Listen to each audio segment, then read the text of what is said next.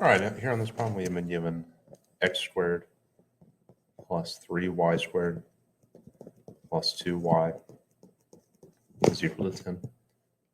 Dx dt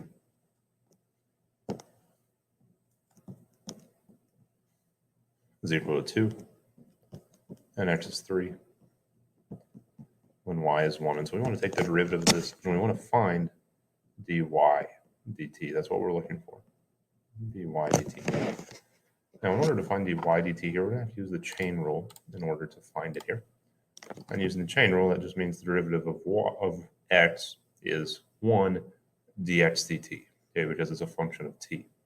Same thing with y. The derivative of y is 1 dy dt. And then we work off of this. So the derivative of 2x is 2 times x times dx dt. Again, because x